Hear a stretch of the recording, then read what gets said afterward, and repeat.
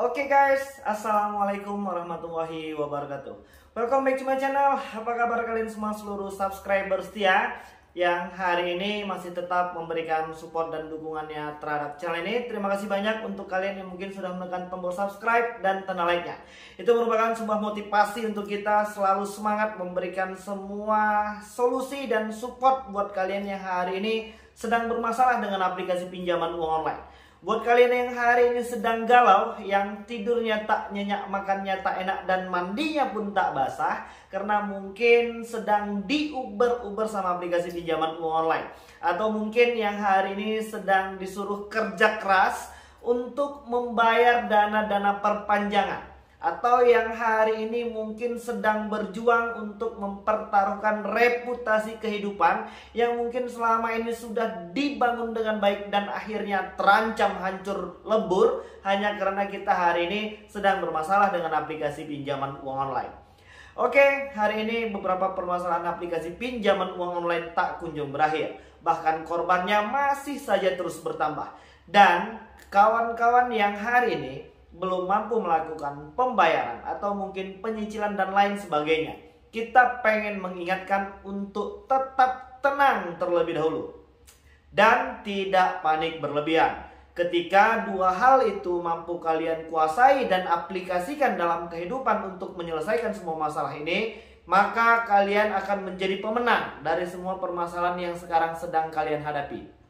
Jadi untuk yang hari ini masih saja mungkin ya masih terus berusaha ya untuk gali lubang tutup lubang dan ujung-ujungnya menambah hutang, dan akhirnya pusing sendiri karena terus-terusan diteror dan mendapatkan intimidasi dari banyak aplikasi.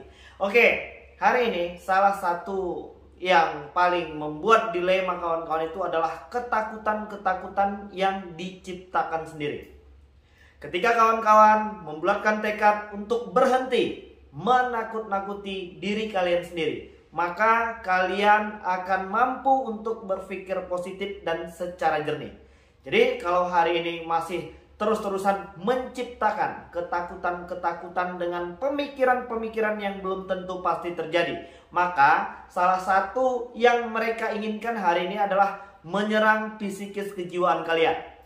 Ketika psikis kita, kejiwaan kita hari ini terganggu, maka kita akan mengambil langkah-langkah yang salah dan memiliki efek samping. Contohnya dengan cara gali lubang tutup lubang. Dan beberapa 2 atau 3 hari yang lalu kita kembali mendapatkan kabar duka yang memilukan sekali. Seorang ibu rumah tangga umur 38 tahun yang akhirnya memilih jalan singkat dan meninggalkan surat wasiat. Yang kabar-kabarnya berdasarkan isi surat wasiat tersebut, ibu tersebut almarhumah meninggalkan beberapa pesan dan hutang-hutang pinjol. Dan salah satu akibat faktor terjadinya bunuh diri tersebut ya karena hutang pinjol. Jadi kawan-kawan jangan stres, jangan panik, dan tetap tenang terlebih dahulu. Beberapa permasalahan yang hari ini mungkin sedang kita hadapi ya, bahkan yang hari ini sedang banyak dipertanyakan teman-teman, itu benar nggak sih pinjol itu akan menuntut kita ke jalur hukum? Bisa nggak sih ketika pinjol itu membuat sebuah laporan dan akhirnya memenjarakan debitur yang hari ini belum mampu melakukan pembayaran? Atau mungkin ada nggak sih debt collector lapangan dari aplikasi pinjol tersebut yang akan datang ke rumah? 3 pertanyaan ini yang paling sering dan yang paling banyak dan yang paling menakut-nakuti diri sendiri.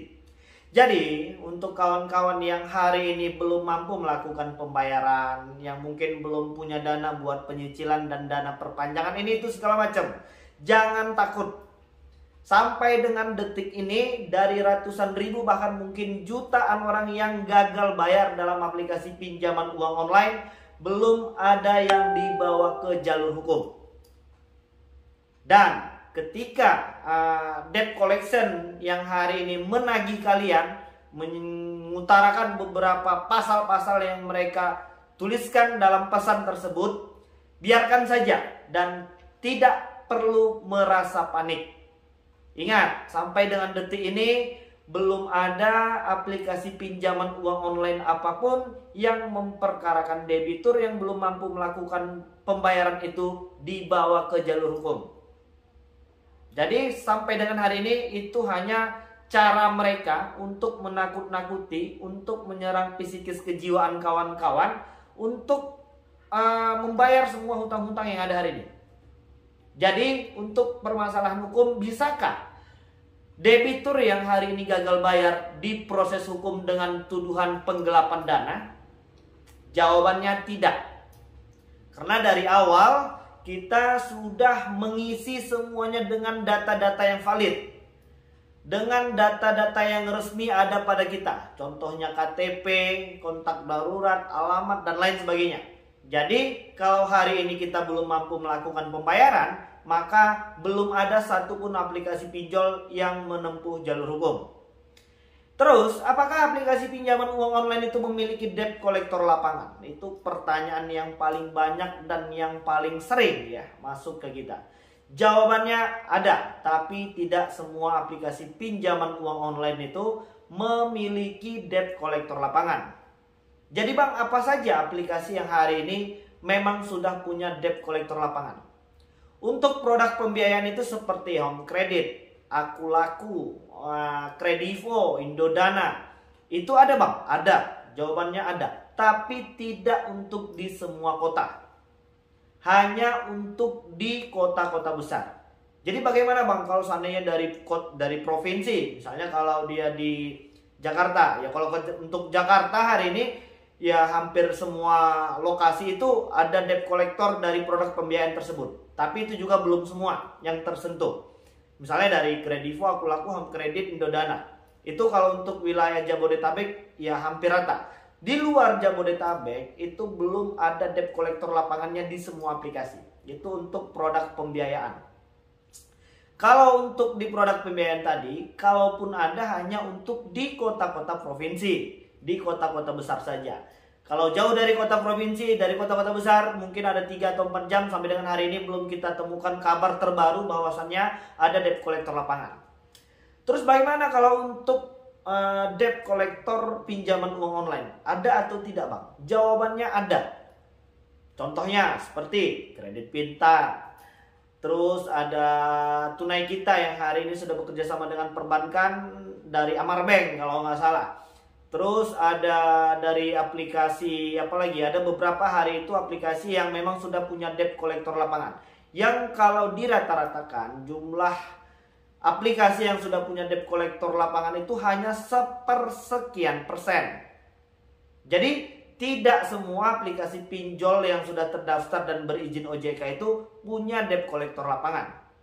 Dan kalau seandainya untuk kawan-kawan yang mungkin hari ini sudah pernah didatengin, bahkan mungkin mengeluh karena rajin banget debt collector yang datang ke lapangan atau datang jenguk ke rumah, yang perlu kalian persiapkan itu adalah mental kalian. Jadi jangan lagi pernah merasa malu atau gengsi. Ya kalau mereka datangnya dengan baik, ya silahkan datang. Kalau mereka datangnya dengan marah-marah, ya silahkan teriakin aja sekalian. Jadi sampai dengan sejauh ini kita yakin untuk abang-abang debt collector juga datangnya dengan baik, bagus, sopan, santun, dan kita setelah mereka seperti itu wajib kooperatif. Ya, jadi yang hari ini ketakutan akan dihukum penjara ya, katanya mau dipenjarakan dengan tuduhan maling, penggelapan dana, melarikan uang perusahaan, atau mungkin dengan tuduhan-tuduhan melakukan pemalsuan data, yaitu yang paling sering ya. Jadi nggak perlu takut dan nggak perlu lagi gelisah bahwasannya sampai dengan detik ini aplikasi pinjol itu belum ada satupun yang melakukan menempuh jalur hukum.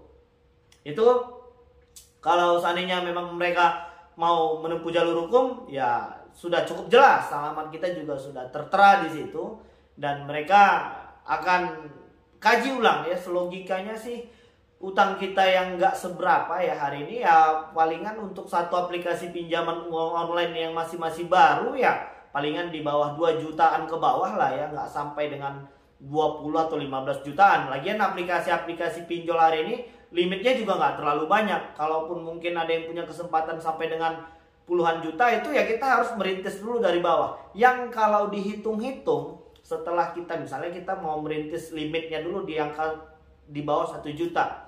Kalaupun kita dapat limitnya nanti misalnya sampai dengan 5 juta atau 10 juta, ya kalau kalian hitung-hitung itu juga uang kita sendiri yang akhirnya menambah limit kita. Jadi per hari ini untuk aplikasi pinjol itu limitnya juga nggak terlalu banyak ya, paling 2 jutaan ke bawah. Sepertinya mereka tidak mungkin untuk membuat laporan dan menempuh jalur hukum dengan nominal yang seperti itu. Mau ada berapa ribu orang, ada ratusan ribu orang yang hari ini gagal bayar. Ya mereka juga akan kaji, kalau seandainya mereka melakukan hal itu, maka aplikasi mereka akan ditakuti dan orang nggak mau pakai itu lagi. Jadi apa sih resikonya ketika kita gagal bayar aplikasi pinjol legal ilegal? Kalau yang ilegal itu ya salah satu jaminannya itu adalah harga diri kita ya kalau untuk saat ini. Karena kita sama-sama tahu untuk yang ilegal itu mereka itu nggak mikir-mikir panjang ya. Mereka akan membuat kita malu, mereka akan sebar data-data kita. Yang paling malu itu ketika kita megang foto KTP seperti ini ya, dan mereka akan membuat beberapa kebohongan-kebohongan besar yang mungkin kita dinyatakan sudah melarikan uang perusahaan, pencurian, pencucian uang dan lain sebagainya. Banyak banget. Jadi kalian nggak perlu panik. Hal yang perlu kalian kuasai terlebih dahulu itu adalah untuk tetap tenang dan jangan panik berlebihan. Pesan ini bolak-balik kita sampaikan. Yang hari ini belum jujur, silahkan jujur dulu sama orang-orang yang ada di sekeliling kalian. Supaya nanti ketika mereka mendapatkan laporan-laporan seperti ini, mereka tidak terkejut. Jadi mereka bisa handle, mereka bisa misalnya kalau ketika mereka ditelepon sama kontak darurat, ya tidak usah diangkat saja. Karena pada saat mereka memberikan pinjaman ke kita, mereka juga tidak mengkonfirmasi dari awal kepada kontak-kontak darurat yang hari ini sudah kita cantumkan sebagai salah satu penanggung jawab. Jadi udah cukup jelas ya kawan-kawan yang hari ini masih ketakutan mungkin pengen dilaporkan polisi, nggak perlu takut. Sejauh ini aplikasi pinjol belum pernah melakukan pelaporan untuk teman-teman yang gagal bayar. Terus apa resikonya ketika kita galbay di aplikasi pinjol legal?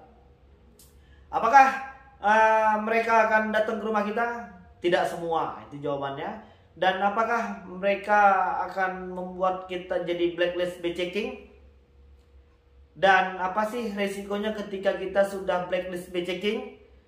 Dan bagaimana kalau seandainya mereka sudah memblacklist kita pada bank-bank yang bersangkutan? Jadi kan hari ini tuh banyak aplikasi pinjol tuh yang memang sudah bekerja sama ya dengan pihak-pihak bank.